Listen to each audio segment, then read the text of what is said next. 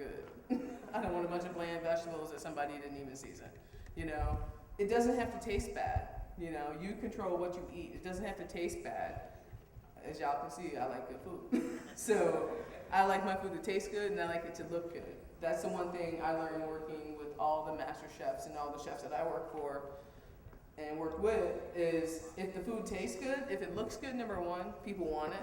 And if it tastes good, people are going to want more of it. That's the thing. I'd rather my food look good and taste good than look good and taste like not so good.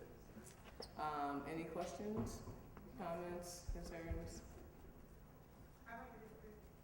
I'm sorry. Thank you.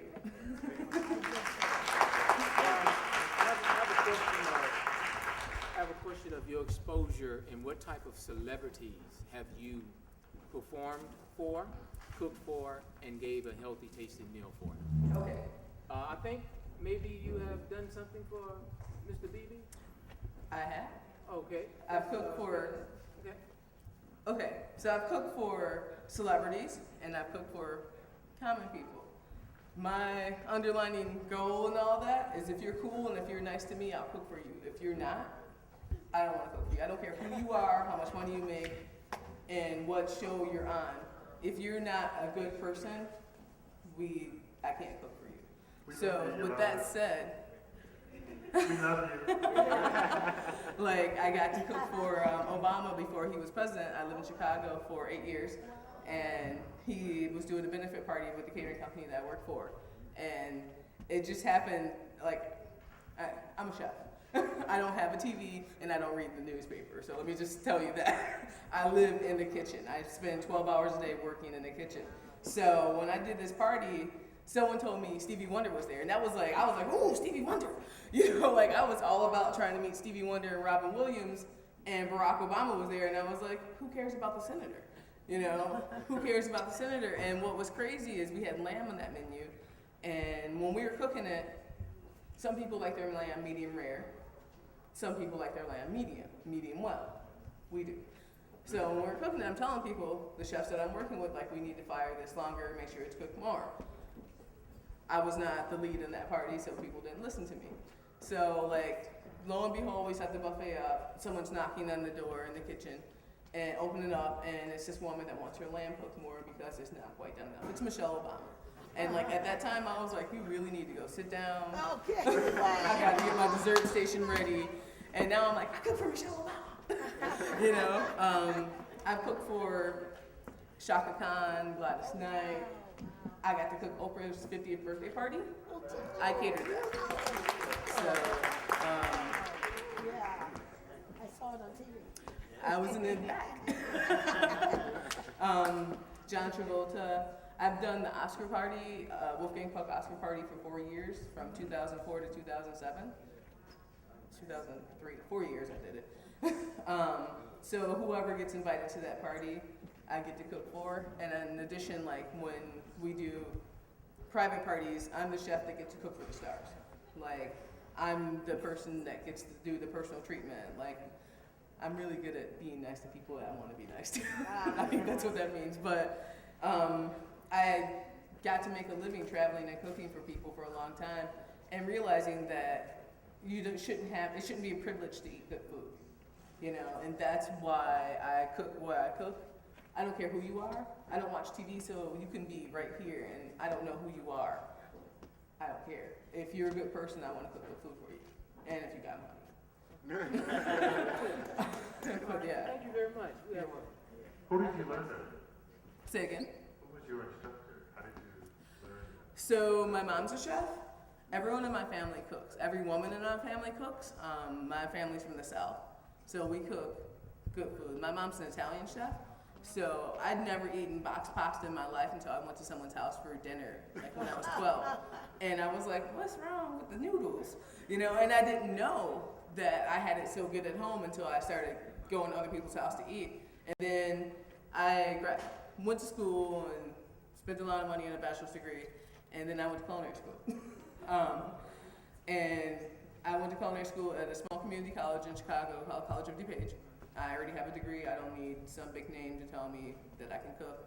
And then when I got out of school, I just got a really good externship. I worked in Jamaica for a year, at a 4-star, 5-diamond restaurant, resort, full service, and that was it. Like, when I did it, it was handed to me on a platter and I didn't realize it. Like, the chef and my coordinator in my program asked me, what are you doing for externship? And I was like, I'm gonna try to get a job.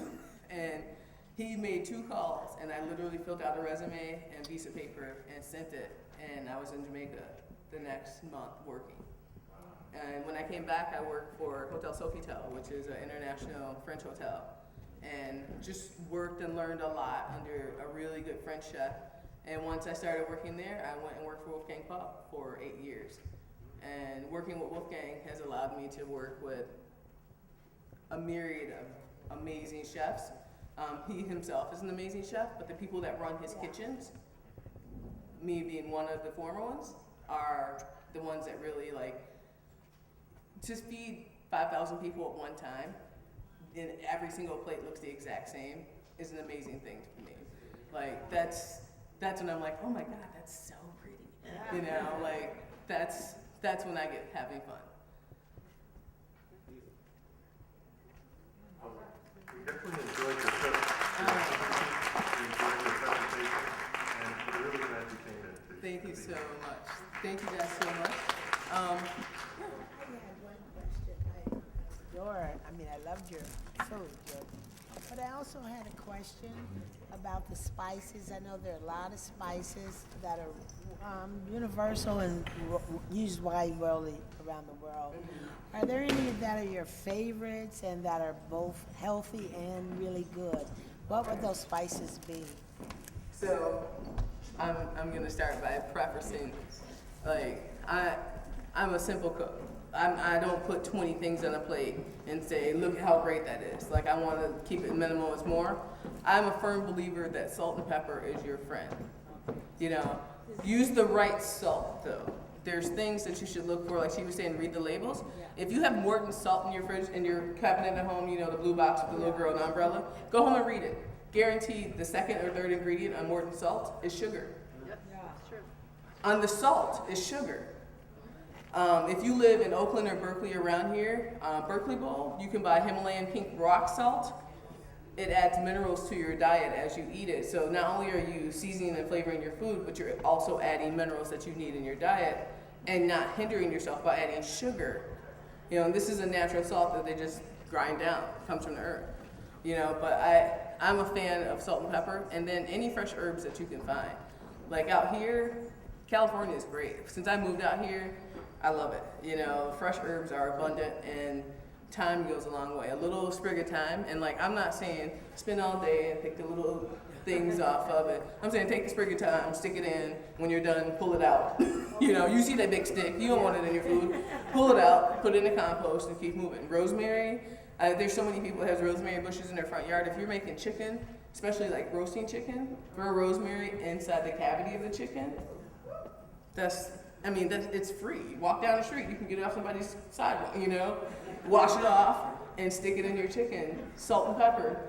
And people are gonna be like, what did you do? And you're like, I seasoned it. I didn't do anything crazy. I ain't saying go crazy with the salt because we do have a tendency to overdo things, but yeah. Okay. We want to thank the Master Chef here for her participation and education. Again, this is an educational presentation. We hope that we have motivated you, have sparked some interest in your own personal lives, that you will make some changes in your lives. We were making doctors, no offense against doctors, but we are making them filthy rich, and they're putting their entire family through college, everywhere, all because of your diabetes, your high blood pressure, your cholesterol. Right. We are just making folk rich. So stop letting them live off of you. They're feasting off you, and you're allowing it to happen. So we want to thank the Master Chef for coming forward this evening and sharing with us, and we're going to move forward with our program because we have some presentations to make, and we're going to do that right now. All right, thank you very much. We're going to move in that direction, y'all. We're transitioning. Okay, thank you.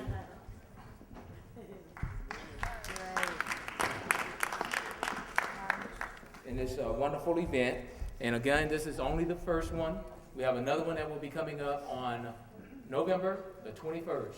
Right here, same place, same time, and same enjoyment and love for food. We're going to be giving some presentations at this time.